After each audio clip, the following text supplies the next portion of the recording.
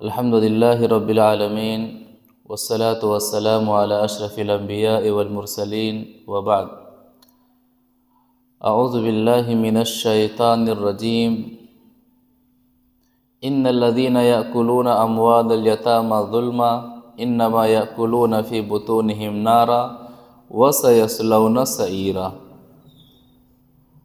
7 ہلاک کرنے والے گناہ، اس تعلق سے گزشتہ درس سے سنتے آ رہے ہیں۔ 7 میں سے 4 ہلاک کرنے والے گناہ کے تعلق سے ہم نے سنا، باقی بچے 3 ہلاک کرنے والے گناہ کیا ہیں آج کے درس میں بیان کریں گے انشاءاللہ۔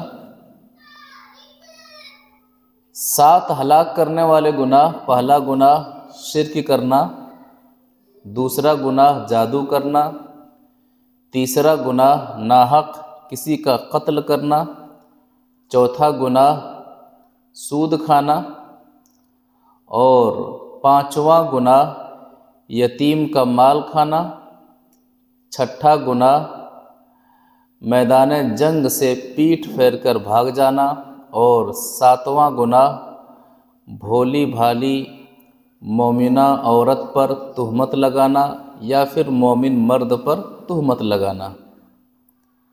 یہ 7 ہلاک کرنے والے گناہ ہیں۔ کسی کی زندگی میں ان میں سے کوئی گناہ آ جائے تو آدمی کی آخرت ہلاک ہو جاتی ہے، تباہ ہو جاتی ہے، برباد ہو جاتی ہے، آدمی کی نیکیاں برباد ہو جاتی ہیں۔ یہ بہت ہی خطرناک قسم کے گناہ ہیں۔ ایک مومن کو جہاں بہت سارے گناہوں سے بچنا ہے، ان میں سے خاص کر کے یہ جو 7 ہلاک کرنے والے گناہ ہیں، ان گناہوں کے بارے میں حساس رہنا ہے اور بچتے رہنا ہے۔ ہو جائے تو توبہ کرنا ہے، گناہوں کی معافی مانگنی ہے۔ تو 7 ہلاک کرنے والے گناہ میں سے 5واں گناہ وَأَكْلُ مَالِ الْيَتِيمِ، یتیم کا مال کھا جانا۔ یتیم کا مال کھا جانا یہ بھی بہت ہی خطرناک قسم کا گناہ ہے۔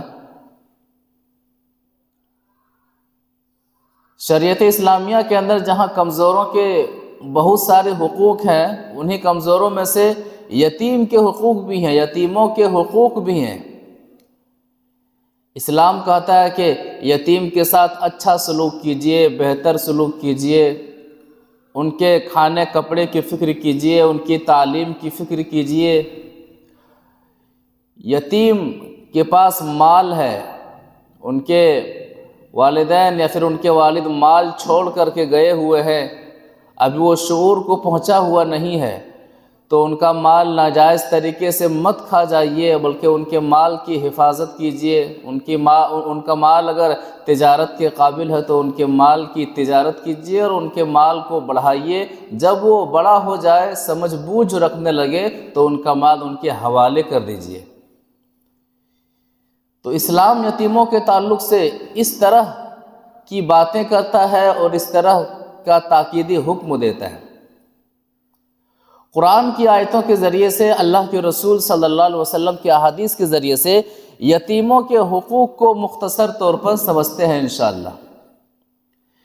ایک حدیث کے اندر اللہ کے رسول صلی اللہ علیہ وسلم نے فرمایا کہ یتیم کی کفالت کرنے والا، یتیم کے ساتھ اچھا سلوک کرنے والا، جنت میں وہ میرے ساتھ اسی طرح سے رہے گا جس طرح سے آپس کی یہ دونوں انگلیاں ہیں۔ اللہ کے رسول صلی اللہ علیہ وسلم نے بیچ اور شہادت کی انگلی کو قریب کر کے اور تھوڑا سا دور رکھ کر کے اللہ کے رسول صلی اللہ علیہ وسلم نے فرمایا تھا کہ دنیا کے اندر یتیم کا مہربان، یتیم کے ساتھ بہتر سلوک کرنے والا، وہ جنت کے اندر محمد صلی اللہ علیہ وسلم کے ساتھ اسی طرح سے قریب ہوگا جس طرح سے آپس کی یہ دونوں انگلیاں قریب ہیں۔ ایک حدیث سے سمجھتے ہیں۔ وعن سہل بن سعد رضی اللہ تعالی عنہ قال قال رسول اللہ صلی اللہ علیہ وسلم انا وکافل الیتیم فی الجنۃ ہاکذا واشار بالسبابۃ والوسطی وفرج بینہما شیئا، رواہ البخاری فی کتاب الطلاق۔ بخاری شریف کے اندر یہ حدیث موجود ہے۔ راوی حدیث حضرت سہل بن سعد رضی اللہ تعالی عنہ ہے۔ وہ فرماتے ہیں کہ اللہ کے رسول صلی اللہ علیہ وسلم نے فرمایا انا وکافل الیتیم، میں اور یتیم کی کفالت کرنے والا۔ یتیم کی کفالت دنیا میں آنے سے پہلے باپ کا سایہ نہ رہے یا پھر دنیا میں آنے کے بعد باپ کا سایہ نہ رہے۔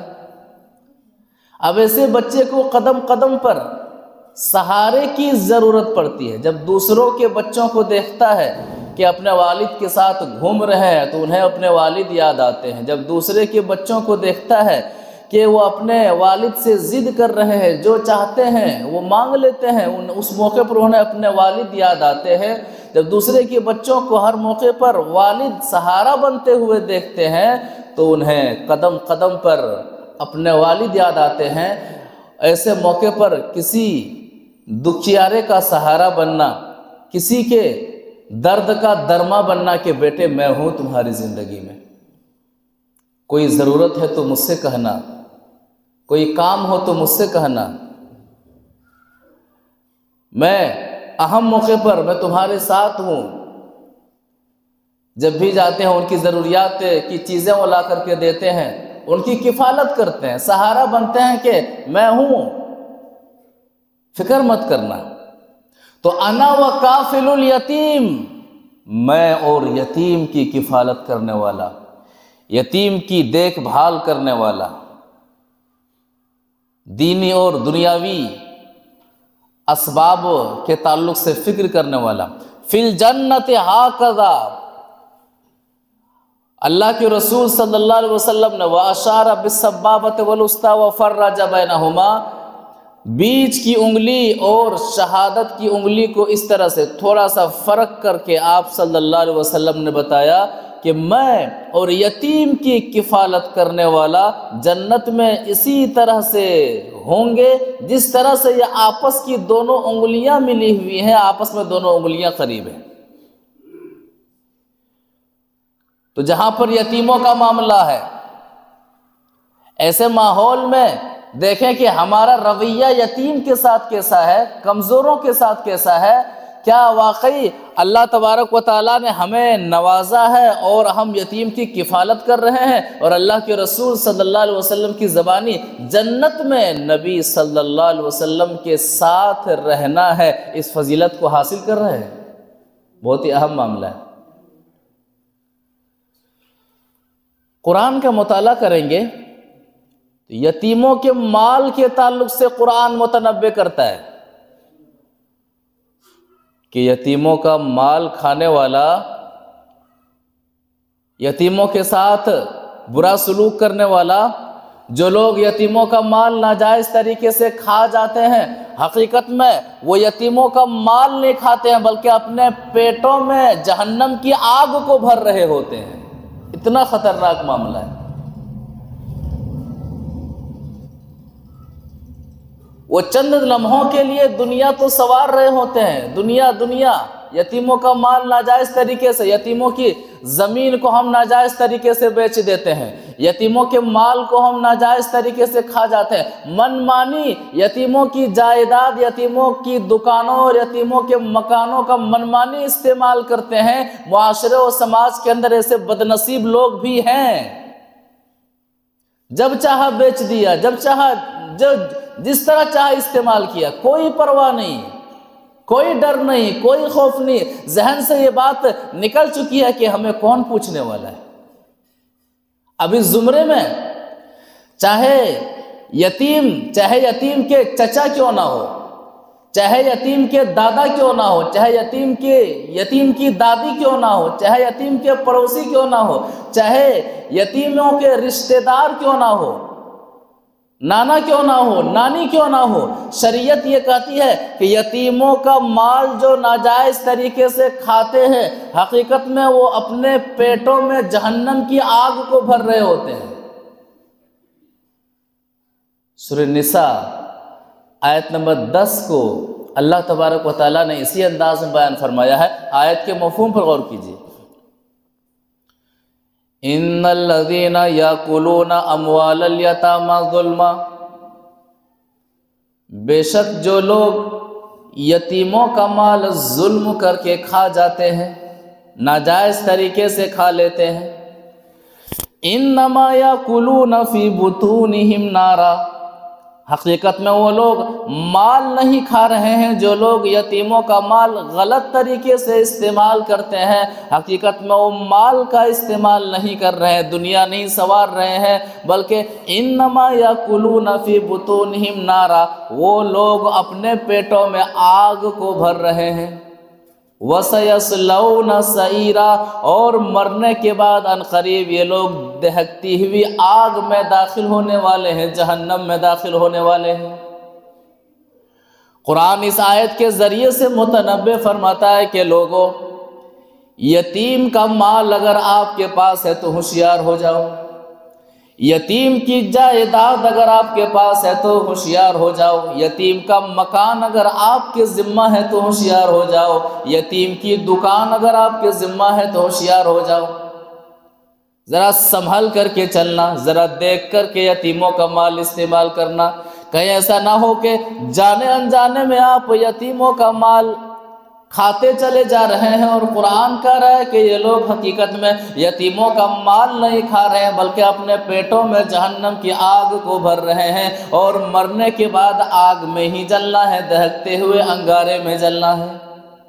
واضح انداز میں، دو ٹوک انداز میں قرآن فرماتا ہے کہ یتیموں کے مال کھانے والے کا انجام بڑا ہی برا ہونے والا ہے، بڑا ہی خطرناک ہونے والا ہے۔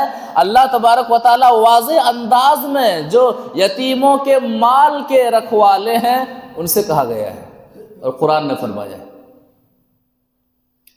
اسی طرح سے سورہ نساء آیت نمبر 6 کے اندر کئی حقوق بیان کیے گئے ہیں، ان حقوق کو ہمیں سامنے رکھنا چاہیے۔ کئی حقوق کو اللہ تبارک و تعالیٰ نے بیان فرمایا ہے کہ یتیم کا مال اگر آپ کے پاس ہو تو یتیم کے مال کے تعلق سے کس قدر حساس رہنا ہے۔ اللہ تبارک و تعالیٰ نے واضح انداز میں کئی حقوق کو واضح کیا ہے، بیان فرمایا ہے، انہیں اپنی زندگی میں رکھنا چاہیے، سمجھنا چاہیے، اور اچھی طرح سے گرہ کر لینا چاہیے، گرہ باندھ لینی چاہیے ان باتوں کو۔ اللہ تبارک و تعالیٰ سورہ نساء آیت نمبر 6 میں فرماتا ہے وَابْتَلُوا الْيَتَامَى حَتَّى إِذَا بَلَغُوا النِّكَاحَ،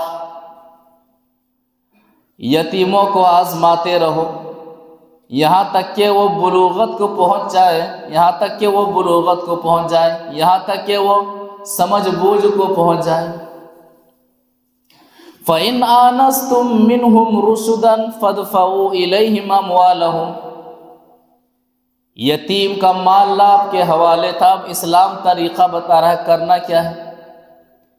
یتیم ابھی شعور کو پہنچا نہیں ہے، ابھی جو یتیم ہے وہ اپنے مال کی تجارت نہیں کر سکتا ہے، اپنے مال کی حفاظت نہیں کر سکتا ہے، تب تک مال کی حفاظت تم کیا کرو۔ فَإِنْ آنَسْتُم مِّنْهُمْ رُشْدًا فَادْفَعُوا إِلَيْهِمْ أَمْوَالَهُمْ، اور جب یتیم بالغ ہو جائے، ذہن کی پختگی کو پہنچ جائے، انہیں آزما کر کے دیکھ لو، تھوڑا سا مال دے کر کے دیکھ لو، اگر وہ مال کی حفاظت کر لیتا ہے، مال کی صحیح طریقے سے تجارت کر لیتا ہے، فَادْفَعُوا إِلَيْهِمْ أَمْوَالَهُمْ، سارا مال یتیم کے حوالے کر دو، سارا مال یتیم کو دے دو، ذرہ برابر بھی یتیم کا مال اپنے پاس نہ رکھو۔ وَلَا تَأْكُلُوهَا إِسْرَافًا وَبِدَارًا أَن يَكْبَرُوا، قرآن کہتا ہے یتیم کا مال سمجھ کر کے جیسی مرضی ویسے استعمال نہ کرو، فضول خرچی سے کام نہ لو، جلدی جلدی یتیم کا مال خرچ نہ کر دو، کہ کہیں ایسا نہ ہو کہ جب یہ بچہ بڑا ہو جائے گا تو مجھے مال لوٹانا پڑے گا۔ بڑا ہونے کے ڈر سے یتیم کا مال جیسے چاہو ویسے استعمال نہ کرو، جہاں چاہو وہاں پر استعمال نہ کرو۔ وَلَا تَأْكُلُوهَا إِسْرَافًا وَبِدَارًا أَن يَكْبَرُوا، کہیں یتیم بڑا ہو کر کے مال نہ لے لے، بڑا ہونے سے پہلے یتیموں کی جائیداد کا استحصال نہ کرو، غلط استعمال نہ کرو۔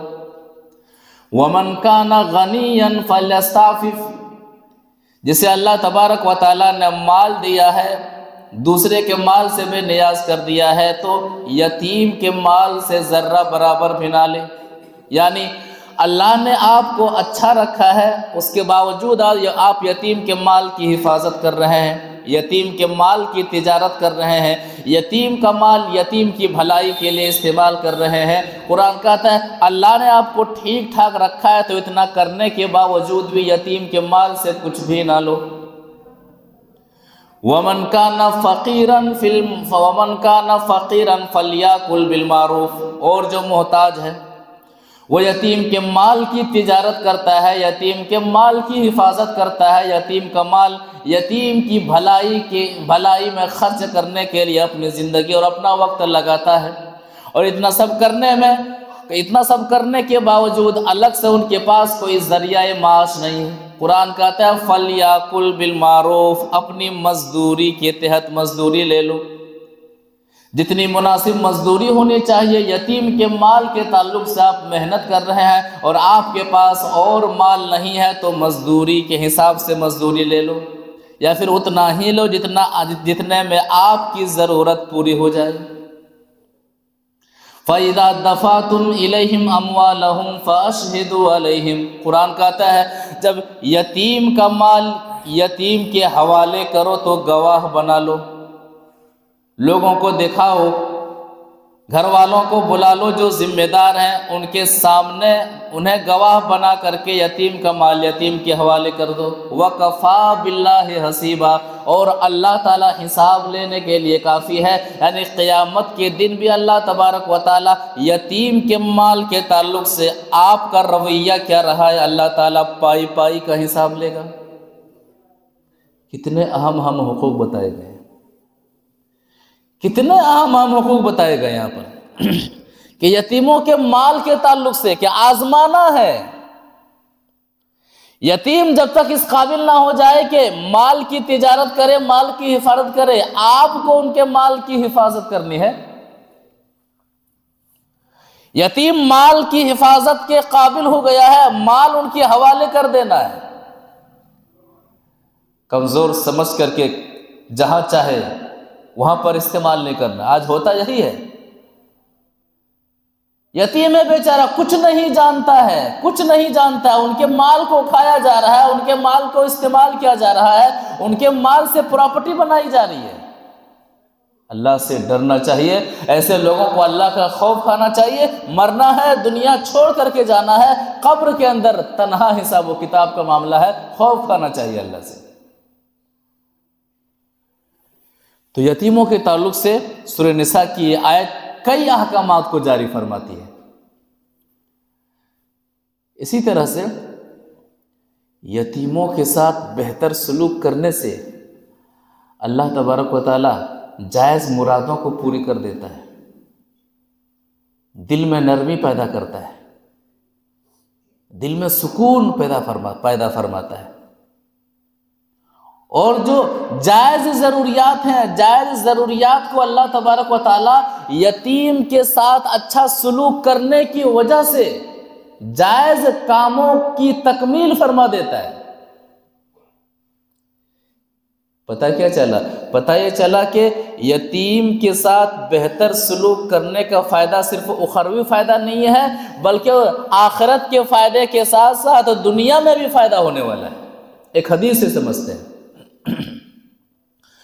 وعن ابی درداء رضی اللہ تعالی عنہ اتى النبي صلی اللہ علیہ وسلم رجل یشکو قسوة قلبه فقال اتحب ان يلين قلبك وتدرك حاجتك ارحم اليتيم وامسح رأسه واطعم من طعامك تلین قلبک و تدرک حاجتک، رواہ الطبرانی فی المعجم الکبیر۔ طبرانی شریف کے اندر یہ حدیث موجود ہے، صحیح حدیث ہے۔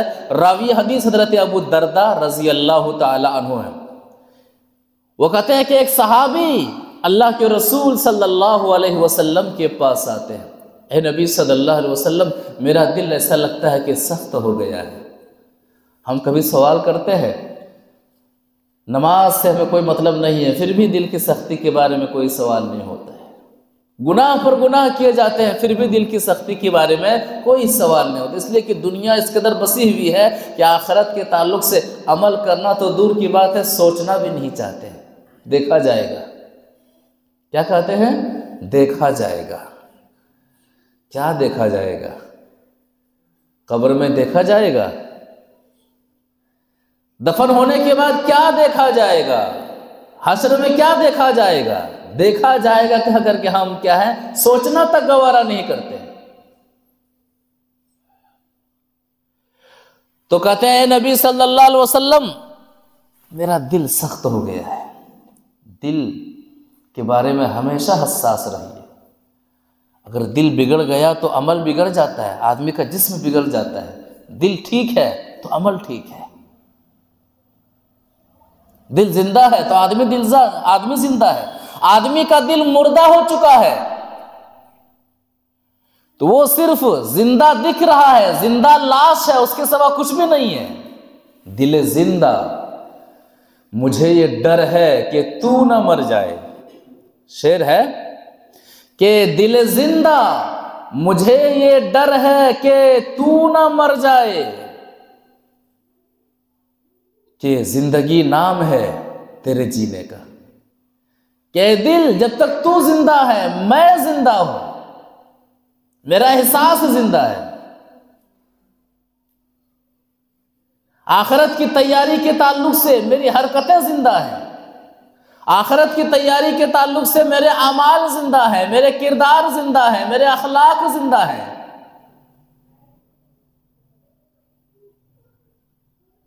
تو دل کی زندگی کے بارے میں ہمیشہ حساس رہیے۔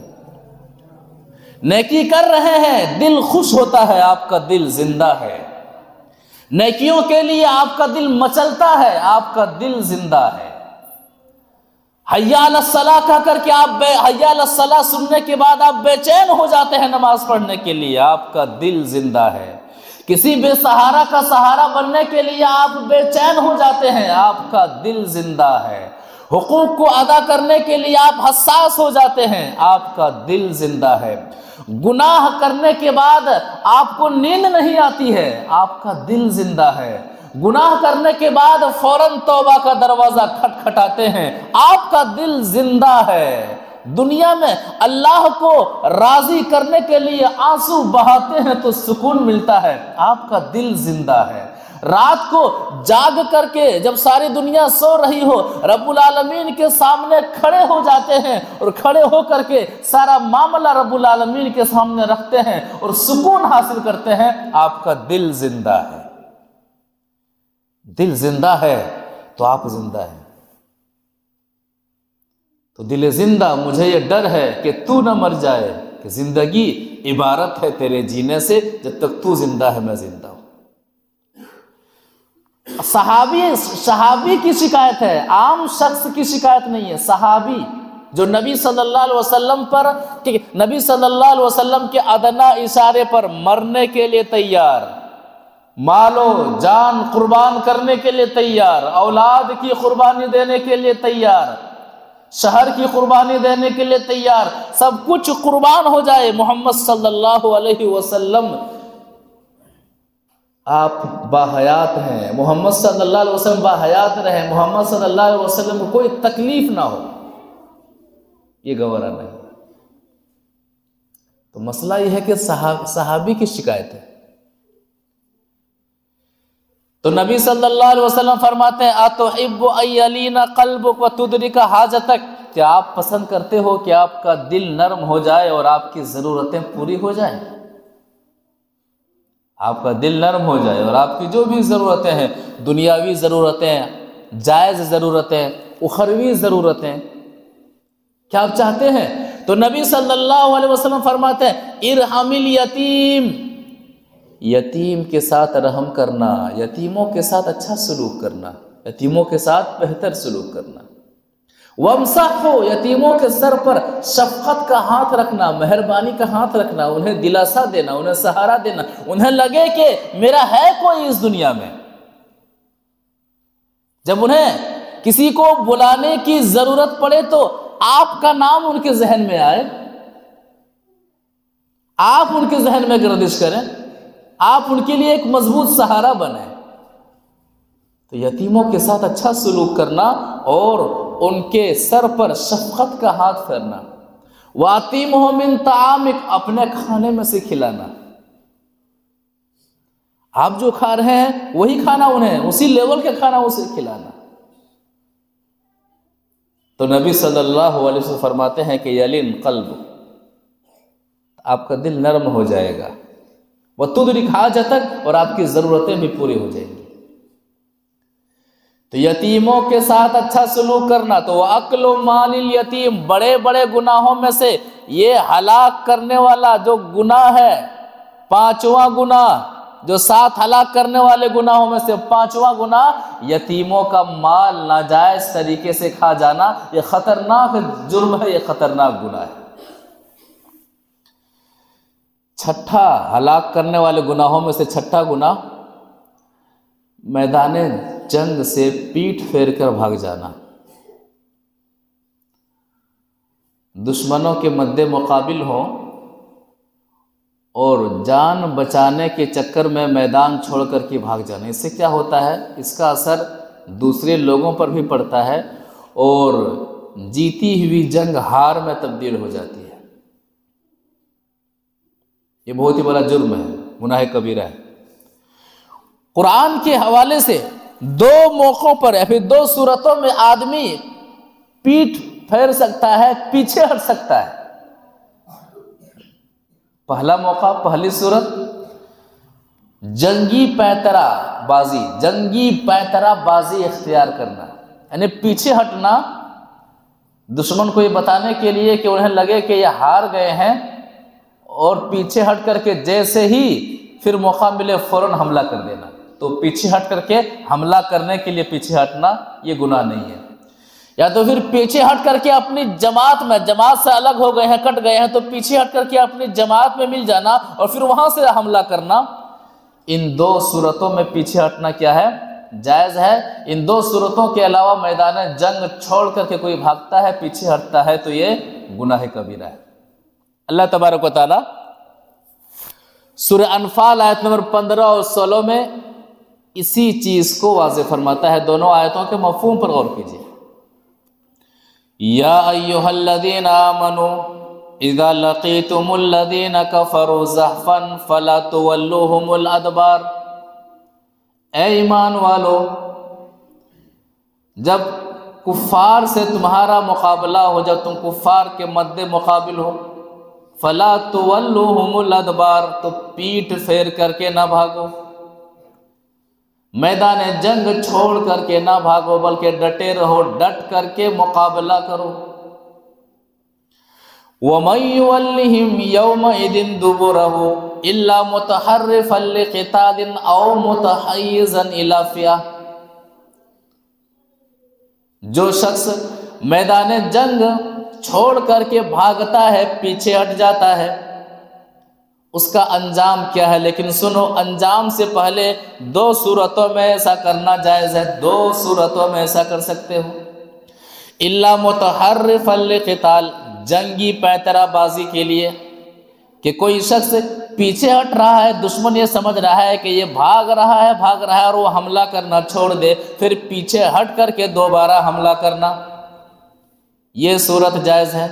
او متحیزا الی فئہ، کوئی شخص میدان جنگ سے پیچھے اس لیے ہٹ رہا ہے، پیٹھ پھیر کر کے اسی لیے بھاگ رہا ہے تاکہ وہ اپنی جماعت میں شامل ہو جائے، اور اپنی جماعت میں شامل ہو کر کے پھر دوبارہ حملہ کرے، تو یہ صورت بھی جائز ہے۔ ان 2 صورتوں کے علاوہ اگر کوئی شخص میدان جنگ سے پیٹھ پھیر کر کے بھاگ جائے، قرآن کہتا ہے فَقَدْ بَاءَ بِغَضَبٍ مِّنَ اللَّهِ، تو اس شخص نے اللہ تعالیٰ کے غصے کو اپنے اوپر لازم کر لیا ہے، اللہ تبارک و تعالیٰ کے غصے کو دعوت دیا ہے، اللہ تبارک و تعالیٰ کے غضب کو دعوت دیا ہے۔ وَمَأْوَاهُ جَهَنَّمْ، اور ایسے شخص کا ٹھکانہ جہنم ہے، وَبِئْسَ الْمَصِيرُ، اور جہنم کیا ہی برا ٹھکانہ ہے۔ یہ چھٹا گناہ کہ وَالتَّوَلِّي يَوْمَ الزَّحْفِ، جب دشمنوں کے ساتھ مٹبھیڑ ہو تو جان بچانے کی خاطر پیٹ پھیر کر کے بھاگ جانا، اس سے کیا ہوتا ہے کہ جیتی ہوئی جنگ ہار میں تبدیل ہو جاتی ہے۔ ایک کو دیکھ کر کے دوسرا بھاگتا ہے، تیسرا بھاگتا ہے، اس کو دیکھ کر کے دوسرے لوگ بزدلی کے شکار ہونے لگتے ہیں، سوچتے ہیں ہم بھی جان بچا لیں، ہم بھی جان بچا لیں، اور اسی طرح سے پھر مقابلہ کرنے والا کوئی نہیں ہوتا ہے۔ گناہ کبیرہ ہے۔ اس کے بعد جو ساتواں گناہ ہے، وَقَذْفُ الْمُحْصَنَاتِ الْمُؤْمِنَاتِ الْغَافِلَاتِ، بھولی بھالی مومنہ عورت پر الزام لگانا۔ یہاں الزام سے مراد زنا ہے، زنا کا الزام لگانا، بدکاری کا الزام لگانا، یہ گناہ کبیرہ ہے۔ آسانی سے ہم کسی پر الزام لگا دیتے ہیں، کسی پر بہتان لگا دیتے ہیں، اور یاد رکھیے گا چاہے مرد کسی عورت پر الزام لگائے، اب وہ عورت چاہے شادی شدہ ہو چاہے شادی شدہ نہ ہو، چاہے عورت کسی عورت پر الزام لگائے، یا پھر چاہے مرد کسی مرد پر زنا کا الزام لگائے، چاہے شادی شدہ ہو چاہے شادی شدہ نہ ہو، یا پھر عورت کسی مرد پر الزام لگائے، گناہ میں دونوں برابر ہیں، انجام میں دونوں برابر ہیں۔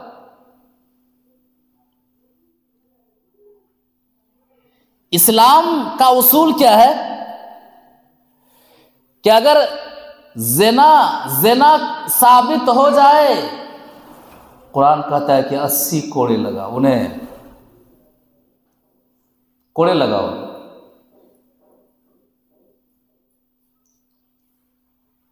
اور انہیں 100 کوڑے کہتا ہے، قرآن کہتا ہے، اور شریعت کہتی ہے کہ انہیں کوڑے لگائے جائیں، 100 کوڑے ان کی سزا ہے۔ لیکن جو شخص گواہی دے رہا ہے کہ اس شخص نے زنا کیا ہے، بدکاری کی، یا پھر اس عورت نے زنا کیا ہے، پھر اس شخص نے زنا کیا ہے، لیکن اگر وہ 4 گواہ پیش نہیں کر پا رہا ہے، اپنے علاوہ اور 3 کو گواہ نہیں بنا پا رہا ہے، شریعت کہتی ہے کہ جو شخص حلہ کیا ہوا ہے، جو شخص جس نے ہنگامہ کیا ہے، جس نے دعویٰ کیا ہے کہ یہ زانی ہے، اور 4 گواہ ان کے پاس موجود نہیں ہے، تو دعویٰ کرنے والے کو 80 کوڑے لگاؤ۔ کسی کو زانی کہہ دینا اگر آپ کے پاس ثبوت نہیں ہے تو آپ 80 کوڑے کھانے کے مجرم ہیں، آپ 80 کوڑے کے مجرم ہیں۔ کتنا خطرناک معاملہ ہے۔ اور صرف 80 کوڑے نہ لگاؤ، بلکہ قرآن یہ کہتا ہے کہ پھر ایسے شخص کی گواہی کبھی قبول بھی نہیں کرنی ہے، اور یہ شخص فاسق ہے، گناہگار ہے۔ 3 احکامات کو بیان فرماتا ہے۔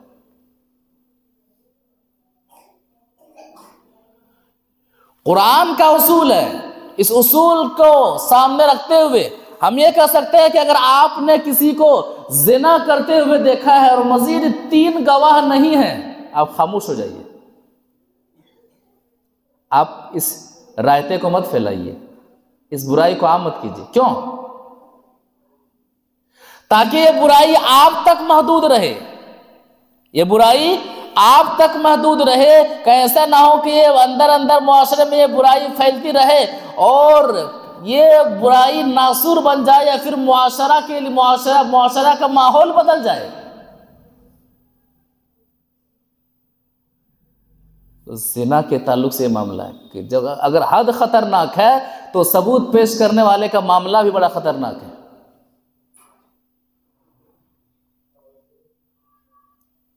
اور چاہے مرد ہو چاہے عورت ہو، اگر کوئی عورت کسی پر تہمت لگاتی ہے، فلاں زانی ہے، فلاں نے زنا کیا ہے، اور 4 گواہ پیش نہیں کرتی ہے، 80 کوڑے لگائے جائیں۔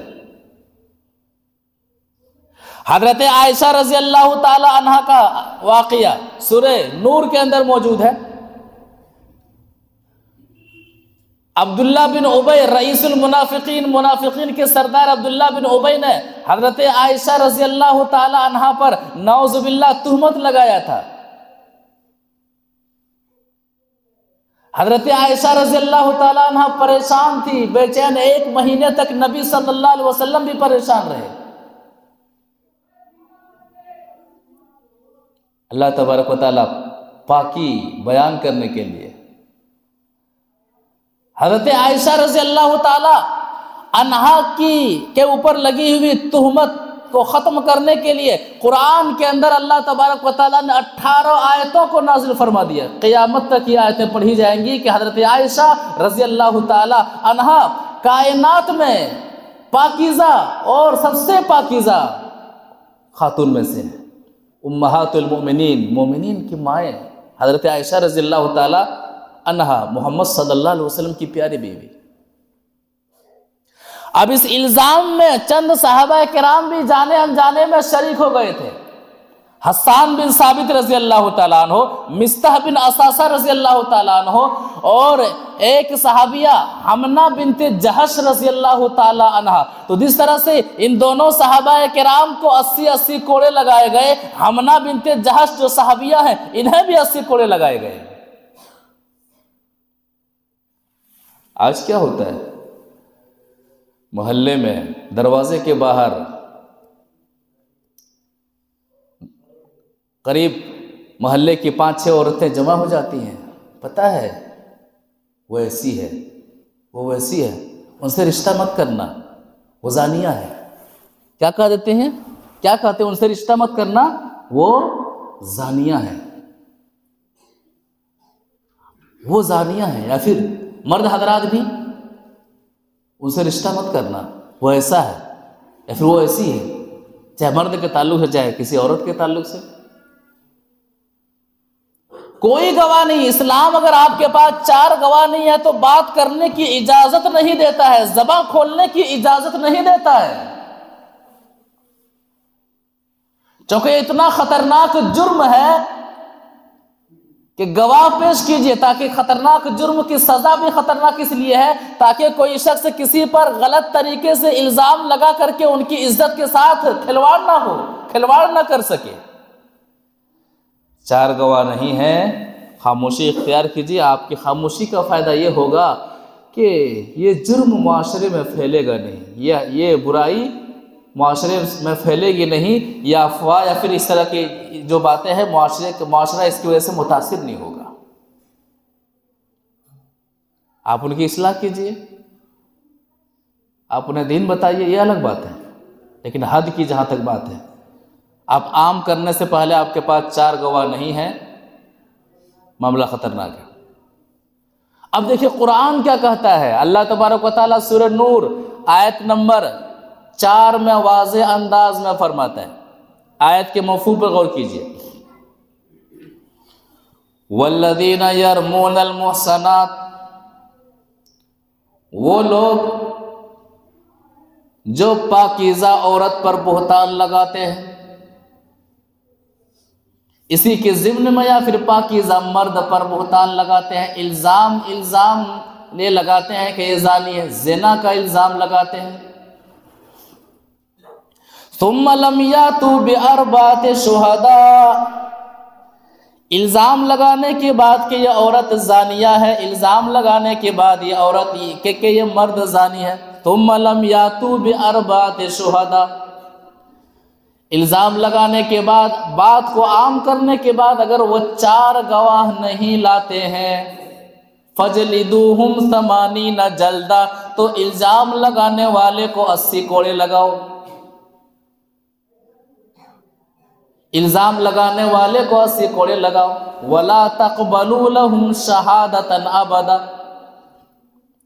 اور آئندہ سے ایسے شخص کی یا پھر ایسی عورت کی شہادت کبھی قبول نہ کرنا، گواہی کبھی قبول نہ کرنا، وَأُولَئِكَ هُمُ الْفَاسِقُونَ، اور تیسری بات قرآن یہ کہتا ہے کہ یہ لوگ فاسق ہیں، یہ لوگ گنہگار ہیں، واضح انداز میں کہ 80 کوڑے لگائے جائیں اگر ثبوت پیش نہ کرے تو وَقَذْفُ الْمُحْصَنَاتِ الْغَافِلَاتِ الْمُؤْمِنَاتِ، بھولی بھالی عورت پر زنا کا الزام لگانا، زانیہ کہنا، یہ کیا ہے؟ گناہ کبیرہ میں سے ہے۔ اللہ تبارک و تعالیٰ اسی چیز کو اور اسی جرم کو سورہ نور آیت نمبر 23، 24 اور 25 کے اندر اور واضح انداز میں فرماتا ہے۔ ان آیتوں کے مفہوم کو سمجھ لیجیے۔ ان الذین یرمون المحصنات المؤمنات الغافلات، جو لوگ بھولی بھالی عورت پر زنا کا الزام لگاتے ہیں۔ ان الذین یرمون المحصنات المؤمنات الغافلات، جو لوگ بھولی بھالی عورت پر الزام لگاتے ہیں، بہتان لگاتے ہیں، قرآن کہتا ہے کہ ان کا معاملہ خطرناک ہے۔ لعنوا فی الدنیا والآخرہ، دنیا کے اندر بھی یہ سب لعنت زدہ ہیں اور آخرت میں بھی لعنت زدہ ہیں۔ وَلَهُمْ عَذَابٌ عَظِيمٌ، اور الزام لگانے والوں کے لیے دردناک عذاب ہے۔ یوم تشہد علیہم السنتہم وایدیہم وارجلہم بما کانوا یعملون، زنا کا الزام جنہوں نے لگایا، چاہے لگانے والا مرد ہو چاہے لگانے والی عورت ہو، قرآن قیامت کے دن کے بارے میں احساس دلا رہا ہے، قیامت کے دن کے بارے میں کہ رب العالمین کے سامنے کھڑا ہے۔ دنیا میں تو آپ الزام لگا کر کے بچ سکتے ہیں، جس پر آپ نے الزام لگایا انہوں نے صبر کر لیا، وہ آپ کے مد مقابل نہیں ہے، لیکن آخرت میں نہیں بچنے والے ہیں۔ یوم تشہد علیہم السنتہم، زبان قیامت کے دن بولے گی، گواہی دے گی۔ اگر آپ نے کسی کی عزت کسی کی عزت کو نیلام کرنے کے لیے، کسی کو بدنام کرنے کے لیے زبان کا غلط استعمال کیا ہے، ممکن ہے کہ دنیا میں آپ سے بدلہ نہ لے جا سکے، دنیا میں آپ سے بدلہ نہ لے سکے، دنیا میں آپ جیت ہی جائیں، قرآن کہتا ہے کہ قیامت کے دن آپ کی زبان گواہی دے گی۔ زبان خود بولے گی کہ پروردگارہ، اس شخص نے فلاں پر الزام لگانے کے لیے، فلاں پر بہتان لگانے کے لیے میرا غلط استعمال کیا تھا۔ یوم تشہد علیہم السنتہم وایدیہم، قیامت کے دن انسان کے ہاتھ رب العالمین سے بات کریں گے، پروردگارہ اس شخص نے میرا غلط استعمال کیا تھا۔ وَأَرْجُلُهُمْ بِمَا كَانُوا يَعْمَلُونَ، قیامت کے دن انسانوں کے پاؤں رب العالمین سے بات کریں گے، اور جو کچھ بھی دنیا کے اندر پاؤں کے ذریعے سے کیا گیا ہے، انسانوں کا پاؤں رب العالمین کے سامنے بول کر کے گواہی دے گا کہ پروردگارہ اس شخص نے میرا استعمال غلط طریقے سے کیا تھا۔ اسی چیز کو اللہ تبارک و تعالیٰ سورہ یاسین آیت نمبر 65 میں فرماتا ہے، الیوم نختم علی افواہہم، آج ہم ان کے منہوں پر مہر لگا دیں گے، وتکلمنا ایدیہم، انسان کے ہاتھ ہم سے باتیں کریں گے، وتشہد ارجلہم بما کانوا یکسبون، اور جو کچھ وہ کیا کرتے تھے انسانوں کے پاؤں رب العالمین کے سامنے گواہی دیں گے، باتیں کریں گے۔ کتنا اہم معاملہ ہے۔ تو وَقَذْفُ الْمُحْصَنَاتِ الْغَافِلَاتِ الْمُؤْمِنَاتِ، بھولی بھالی عورت پر زنا کا الزام لگا دینا، تہمت لگانا، بہتان لگانا، یہ بہت ہی بڑا جرم ہے۔ لہٰذا یہ حدیث کا یہ آخری جرم، یہ 7واں جو جرم ہلاک کرنے والا جرم ہے، یہ بھی یہ حدیث کا یہ آخری ٹکڑا نقطہ پیش کرتا ہے کہ اپنی زبان کو بے لگام دینے والوں، زبان پر لگام دو۔ اگر آپ کی زبان قابو میں نہیں ہے، آپ کی زبان شریعت کے مطابق نہیں کھل رہی ہے، آپ کی زبان آپ کی نیکیوں کو برباد کر رہی ہے، آپ کی زبان آپ کے اعمال کو ہلاک کر رہی ہے، آپ کی زبان آپ کو جہنم سے قریب کر رہی ہے۔ آدمی کو اپنی زبان کے بارے میں حساس رہنا چاہیے۔ بول پھر پہلے تول پھر بول کا معاملہ، میں کیا بول رہا ہوں۔ اسلام میں زبان کا تعلق ایمان سے ہے، ایمان سے ہے کہ جو اللہ پر ایمان لائے، اللہ اور یوم آخرت پر ایمان لائے، اسے چاہیے کہ خاموش رہے، یا پھر بولے تو اچھی باتیں بولے، بھلی باتیں بولے۔ ایسے ماحول میں جہاں غیبت، برائی نہیں سمجھی جاتی ہے، چغلی برائی نہیں سمجھی جاتی ہے، الزام اور بہتان کو غلط نہیں سمجھا جاتا ہے، ایسے ماحول میں یہ حدیث کا چوکا لگاتی ہے کہ سدھر جاؤ، سنبھل جاؤ، اللہ سے ڈرو، مرنا ہے، رب العالمین کے سامنے کھڑا ہونا ہے۔ اگر یہاں آپ نے زبان کو قینچی کی طرح غلط طریقے سے چلایا، قیامت کے دن یہ زبان آپ کے خلاف گواہی دے گی۔ اگر یہاں آپ نے زبان کا استعمال غلط طریقے سے کیا، قیامت کے دن اگر آپ کچھ کرنا چاہیں گے، آپ کی زبان پر مہر لگا دیا جائے، آپ کے ہاتھ گواہی دیں گے، آپ کے پاؤں گواہی دیں گے، جسم کا انگ انگ گواہی دے گا۔ تو 7 ہلاک کرنے والے گناہ، پہلا گناہ اللہ کے ساتھ شرک کرنا۔ کسی کو بھی کھڑا کر کے پوچھیں گے، دیکھتے ہیں کہ بول پاتے ہیں کہ نہیں۔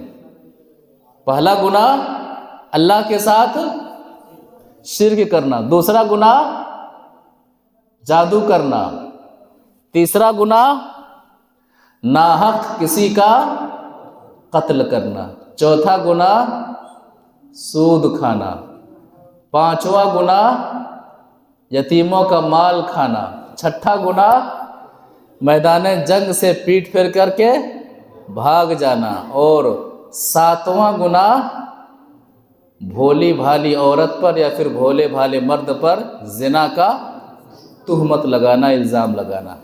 کون بتا سکتے ہیں سب؟ کوئی ہے؟ کوئی نہیں؟ 7 ہلاک کرنے والے گناہ۔ یہ وہ نوجوان ہے نا، فلاں کھلاڑی کے کتنے رن ہیں بتا دیں گے، فلاں کھلاڑی نے میچ میں ڈیبیو کب کیا تھا بتا دیں گے، پہلا شتک کس ٹیم کے خلاف مارا تھا بتا دیں گے،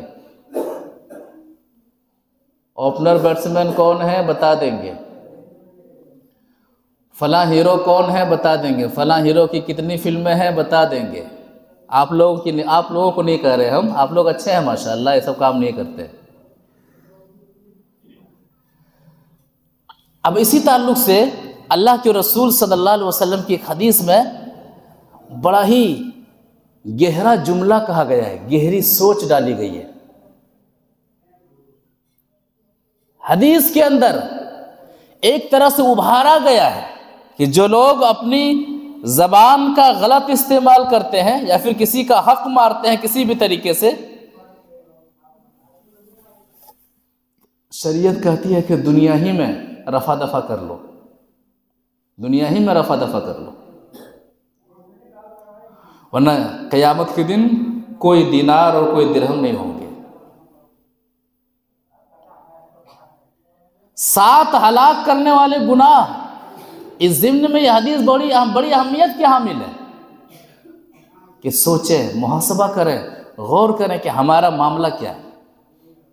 حدیث کو پہلے سمجھ لیتے ہیں۔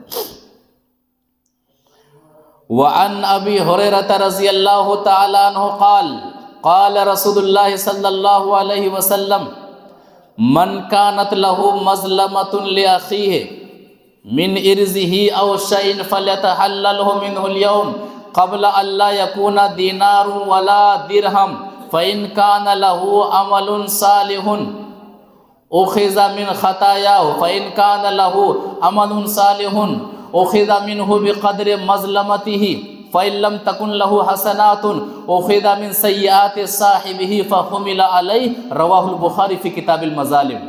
بخاری شریف کے اندر یہ حدیث موجود ہے، بڑی اہمیت کے حامل ہے حقوق العباد کے معاملے میں، خاص کر کے دل کو جھنجھوڑ دینے والی حدیث ہے یہ۔ جو شخص آخرت کی کامیابی چاہتا ہے اس کے لیے بڑی اہمیت ہے۔ جن کے معاملات ان کے لیے بڑی اہمیت کے حامل ہے، جن کے معاملات اچھے نہیں ہیں، جن کے معاملات الجھے ہوئے ہیں، جنہوں نے لوگوں کے حقوق کو دبا رکھا ہے، جنہوں نے حق تلفی سے کام لیا ہے، ایسے لوگوں کے لیے حدیث بڑی اہمیت کے حامل ہے، سدھرنے کے لیے، سنورنے کے لیے، صحیح رخ کی جانب لوٹنے کے لیے، صحیح رخ پر آنے کے لیے۔ راوی حدیث حضرت ابو ہریرہ رضی اللہ تعالی عنہ ہے۔ وہ فرماتے ہیں کہ نبی صلی اللہ علیہ وسلم نے فرمایا من کانت مظلمۃ لاخیہ من ارضہ او شیء، کہ لوگوں، کسی شخص نے اگر اپنے بھائی کے ساتھ ظلم کیا ہے، من ارضہ او شیء، حدیث واضح کر دے رہی ہے، چاہے ظلم کسی کی عزت کے ساتھ کھلواڑ کر کے آپ نے کیا ہے یا پھر کسی کے ساتھ بھی کیا ہے، کسی کی عزت کو پامال کرنے کے معاملے میں آپ نے ظلم کیا، یعنی زبان کا غلط استعمال ہوا ہے، کسی کا مال نہیں لے لیا، چاہے یتیموں کا مال ہو، چاہے سود کے ذریعے سے ناجائز طریقے سے مال ہو، چاہے بھائی کا مال ہو، چاہے بہن کا مال ہو، چاہے پڑوسی کا مال ہو، چاہے کمزوروں کا مال ہو، ناجائز طریقے سے کسی کا حق دبا لیا ہے، کسی کا مال لے لیا ہے، یا پھر زبانی طریقے سے آپ نے کسی پر ظلم کیا ہے، طاقت کا استعمال کر کے آپ نے کسی پر ظلم کیا ہے، کسی کو دبایا ہے، کسی کو ستایا ہے، فَلْيَتَحَلَّلْهُ مِنْهُ الْيَوْمِ قَبْلَ أَنْ لَا يَكُونَ دِينَارٌ وَلَا دِرْهَمٌ، آج ہی معاملہ رفع دفع کر لیجئے، اسی دنیا میں اپنا معاملہ رفع دفع کر لیجئے، اس دن کے آنے سے پہلے، جس دن نہ دینار ہوں گے نہ درہم ہوں گے، جس دن روپے پیسے نہیں ہوں گے، یعنی قیامت کے دن کے آنے سے پہلے اسی دنیاوی زندگی میں اپنے معاملات کو سدھار لیجئے۔ یہاں آدمی بچنے کے لیے پیسے کا استعمال کرتا ہے، طاقت کا استعمال کرتا ہے، رشوت کا استعمال کرتا ہے، پاور کا استعمال کرتا ہے، شریعت نقطہ پیش کرتی ہے قیامت کے دن یہ کچھ بھی نہیں ہو، یہ قیامت کے دن یہ چیزیں نہیں ہونے والی ہیں، یہیں پر معاملہ ختم کر لیجیے، ورنہ پھر معاملہ کیا ہوگا؟ فَإِن كَانَ لَهُ عَمَلٌ صَالِحٌ، ہم نے زبانی طور پر کسی کو ستایا ہے، کسی پر الزام لگایا ہے، کسی پر بہتان لگایا ہے، کسی کو گالی دی ہے، کسی کو برا بھلا کہا ہے، فَإِن كَانَ لَهُ عَمَلٌ صَالِحٌ، ایسے شخص کے پاس اگر نیک عمل ہوگا، اچھا عمل ہوگا، تو معاملہ کیا ہوگا؟ أُخِذَ مِنْهُ بِقَدْرِ مَظْلَمَتِهِ، آپ نے بندوں کے حقوق کو جتنا دبایا ہے اتنا آپ سے نیک عمل لے لیا جائے گا، چھین لیا جائے گا، چھین لیا جائے گا مطلب انصاف دلانے کے لیے لے لیا جائے گا۔ بندوں کے حقوق توبہ کرنے سے، صدقات و خیرات کرنے سے اور استغفار کرنے سے ادا نہیں ہونے والے ہیں۔ بندوں کے حقوق کو ختم کرنے کا طریقہ یہ ہے کہ کسی کو اپنے زبانی ستایا ہے، برا بھلا کہا ہے، ان سے معافی مانگیے، کسی کا حق دبایا ہے تو حق ان کے دے دیجئے، زمین لیا ہے زمین واپس کیجئے، مکان لیا ہے مکان واپس کیجئے، کسی کا حق دبایا ہے اس کو واپس کیجئے،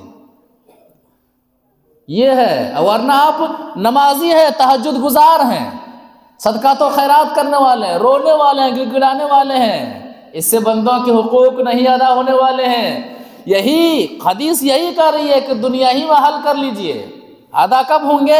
کسی کو ستایا ہے، کسی کو اپنے جسم سے تکلیف دیا ہے، معافی مانگیے، کسی کا حق لیا ہے تو حق واپس کیجئے، ورنہ آپ کی جو نیکیاں ہوں گی، نماز، روزہ، حج، زکوٰۃ، صدقات و خیرات وغیرہ وغیرہ، فَإِن كَانَ لَهُ عَمَلٌ صَالِحٌ، تو بندوں کو جتنا ستایا ہے، ستانے کے مقدار آپ سے نیکیاں لے لی جائیں گی اور اس مظلوم کے حوالے کر دیا جائے گا، یہ نیکیاں مظلوم کے حوالے ہو جائیں گی۔ تو اسی دنیا کے اندر حل کر لیجئے، اسی دنیا کے اندر رفع دفع کا معاملہ ہو جائے، یہ بہتر ہے۔ فَإِن لَمْ تَكُن لَهُ حَسَنَاتٌ، اگر نیکیاں نہیں ہوں گی، بندوں کے ساتھ ظلم کرنے والے کے پاس قیامت کی دن اگر نیکیاں نہیں ہوں گی، اچھے اعمال نہیں ہوں گے، شریعت کے مطابق کیے جانے والے اعمال نہیں ہوں گے، تو معاملہ کیا ہوگا؟ فَإِن لَمْ تَكُن لَهُ حَسَنَاتٌ، اگر ظالم کے پاس نیکیاں نہیں ہوں گی تو أُخِذَ مِن سَيِّئَاتِ صَاحِبِهِ فَحُمِلَ عَلَيْهِ، تو مظلوم کے گناہ کو اٹھا کر کے اللہ تعالیٰ ظالم کے اوپر ڈال دے گا۔ جن گناہوں کی سزا جہنم میں انہیں کاٹنی تھی، اب وہ مظلوم کے گناہوں کی سزا ظالم جہنم میں کاٹے گا۔ اتنا خطرناک معاملہ ہے۔ تو بندوں کے حقوق کو ادا کرنے کا طریقہ ہے کہ آپ نے ستایا ہے، آپ نے جسمانی تکلیف دیا ہے تو معافی مانگیے، آپ نے حق دبایا ہے تو حق کو دے دیجیے۔ کتنے ایسے لوگ ہیں جو اللہ کے حقوق کے معاملے میں تو حساس ہیں، مؤذن حیا علی الصلاۃ کہے اس سے پہلے مسجد میں پہنچ جاتے ہیں، رمضان کا روزہ رکھتے ہیں، حج بھی کرتے ہیں، لیکن دوسروں کا حق دبائے بیٹھے ہیں، کوئی پرواہ نہیں، دوسروں کو ستا رہے ہیں، کوئی پرواہ نہیں، دوسروں کو پریشان کرنے میں انہیں مزہ آتا ہے، کوئی پرواہ نہیں۔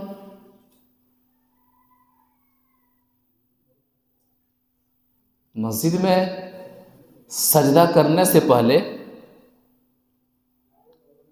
یہ سوچ لیجئے کہ میں نے دل کس کا دکھایا ہے، ورنہ یہ سجدہ کرنا ان کے دل دکھانے کا مداوع نہیں ہو سکتا ہے۔ بندوں کے ساتھ معاملات ہے تو ان کے ساتھ آپ ان کا معاملہ حل کیجئے، ورنہ قیامت کے دن معاملہ خطرناک ہونے والا ہے۔ تو 7 ہلاک کرنے والے گناہ، اور افسوس کے ساتھ یہ کہنا پڑتا ہے کہ تقریباً یہ سارے 7 ہلاک کرنے والے گناہ ہمارے معاشرے اور سماج کے اندر پائے جاتے ہیں۔ شرک، مسلمانوں کی اکثریت جو اپنے آپ کو مسلمان کہتے ہیں، ان میں سے اکثر لوگ کیا ہیں؟ مشرک ہیں، ان کا عقیدہ صحیح نہیں ہے۔ اکثر لوگ اس کے مجرم ہیں، اکثر لوگ اس میں شامل ہیں، بلکہ یہ کہہ سکتے ہیں کہ 100% میں سے 100% میں سے 80% مشرک ہیں، 20% ہے جو موحد توحید والے ہیں۔ اب اس کے بارے میں کون فکر مند ہے؟ کون فکر کرے گا؟ وہی جو 20% والے ہیں، جو 20% والے ہیں، انہیں کے اوپر یہ ذمہ داری بنتی ہے، دعوت دعوت دعوت دعوت دیتے رہنا ہے، شرک سے نفرت کی دعوت، توحید سے محبت کی دعوت۔ یہ جذبہ ہمیشہ رہنا چاہیے، یاد رکھیے گا نوجوانوں، اگر آپ میں یہ جذبہ نہیں ہے تو آپ کی جوانی پھر کس کام کی؟ یہ جذبہ ہونا چاہیے، چاہے مرد ہو چاہے خواتین ہو۔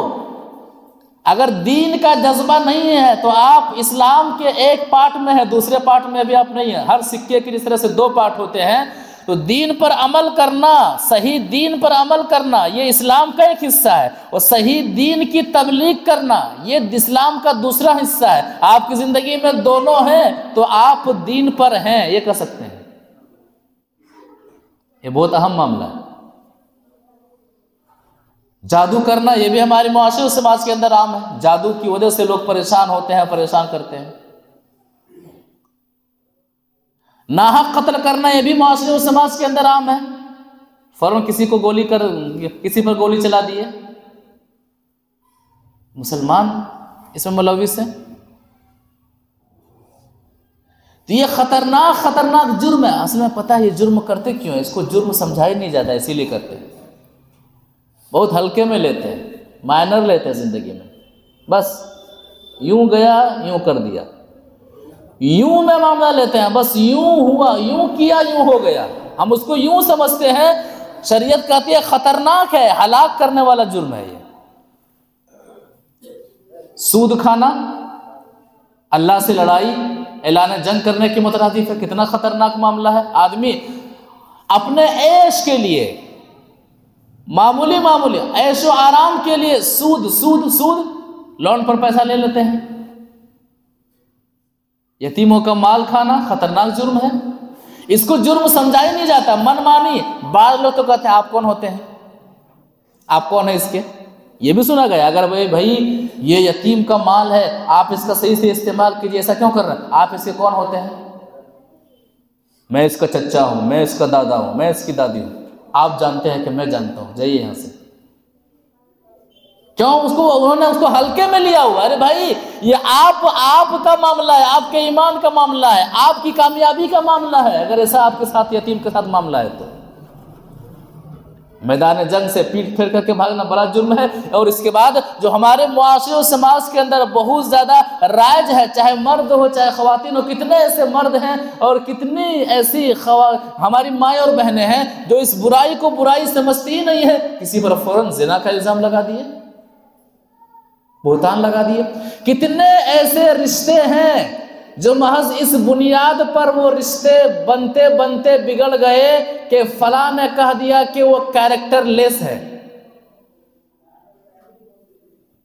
اللہ کے دن اللہ کے یہاں کیا منہ دکھائیں گے؟ اور کتنے ایسی عورتیں ہیں جنہوں نے اپنی زندگی ختم کر لی، کسی نے زہر کھا لیا، کوئی پھندے پر لٹک گئی، کیوں؟ اس نے مجھ پر زنا کا الزام لگایا ہے۔ یہ کوئی فرضی باتیں نہیں ہیں۔ کسی کی عزت کو نیلام کرنے سے پہلے اپنے انجام کو سوچ لیجیے، یہ بہت ہی خطرناک جرم ہے۔ اللہ تعالی ہمیں یہ جو 7 ہلاک کرنے والے گناہ